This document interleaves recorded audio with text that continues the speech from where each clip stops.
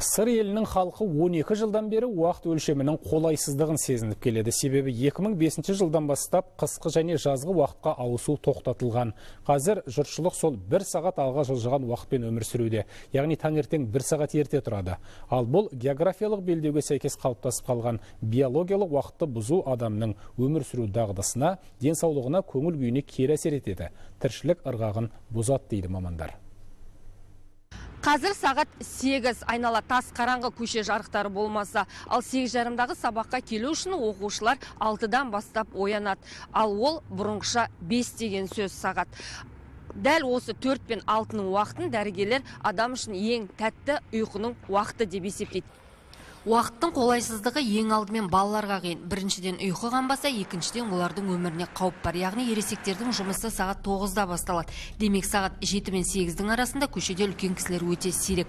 Сондықтан балаларды көлік қағып кетуі немесе басқа да қылмыстық әрекеттер осы таңғы уақытта жиі болады.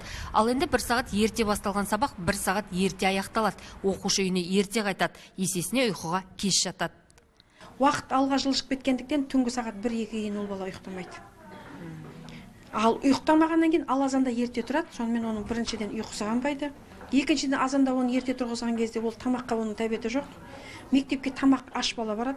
Ұйқылы ояу бала информацияны, ақпаратты қабылдай алмайды. Ми оянбағандықтан ақпаратты да қабылдай алмайды.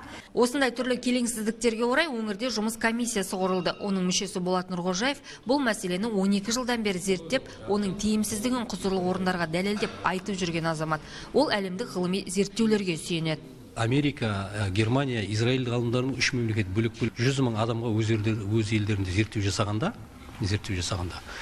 оларда сәйкес болмаған жағдайда десинхроноздың пайда болатынын білген. Енді десинхроноз деген сол жаңағы циркадтық ритмдердің сәйкессіздігі. Одан келеді, ол міндетті түрде созылмалы шаршау синдром хронический усталость соған апарады.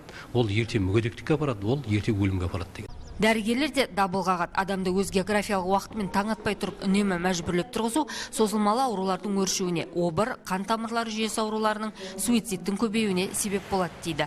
Оның әсері әсіресе күзгі, қысқы уақыттарда ерекше сезіледі. Халық арасында жүргізілген сауалнама нәтижесі де осыны көрсетті. Респонденттердің 32% 1 сағаттық айырмашылықтың денсаулыққа кері әсері бар екенін айтса, 27% ұйқы бұзылды деп жауап берген. Адамдардың ұйқышылдығы, бас ауруы сияқты симптомдары салауатты өмір салтын қалыптастыру ұлттық орталығының сауалнамасы бойынша өңірімізде жылдан жылға қатты сезілуде. Таңертең балабақшаға, мектепке баратын 250 мың бүлдіршіндер мен оқушылардың ұйқысынан табиғи уақыттан 1 сағат ерте тұруы, балалардың денсаулығына қала берді сабақ үлгеріміне кері әсер ететін мұғалімдер де, дәрігерлер де үнемі айтып келеді. Бұл Мұрат Бақтиярұлының үкіметке жолдаған депутаттық сауалы. Сенатор ешқандай қаржылық шығынды қажет етпейтін мәселе оң шешімін тапса дейді. Себебі бұл бүкіл сыр халқының ұсынысы. Қызылордадан Ақерке Берікбекқызы, Нұрлыбек Нұрмахан, Қазақстан ұлттық телеарнасы. Бұл мәселе бойынша депутаттық сауалдың жолданғанына 1 жылдай уақыт өткенімен нақты шешім қабылданбады. Инвестициялар және даму министрлігіне қарасты техникалық реттеу және метрология комитеті мамандарының айтуынша мәселе әзірге ашық күйінде қалып отыр. Техникалық реттеу комитеті және министрлік осы ұсынысты үкіметке енгізді. Осы 1 сағат артқа жылжыту бойынша жұмыстарды қаулыға өзгерістер жасауы. Егер үкімет шешім қабылдаса, біз осы қаулыға Қазақстан Республикасының аумағындағы уақыт есептеу тәртібіне өзгерістер жасауға дайынбыз.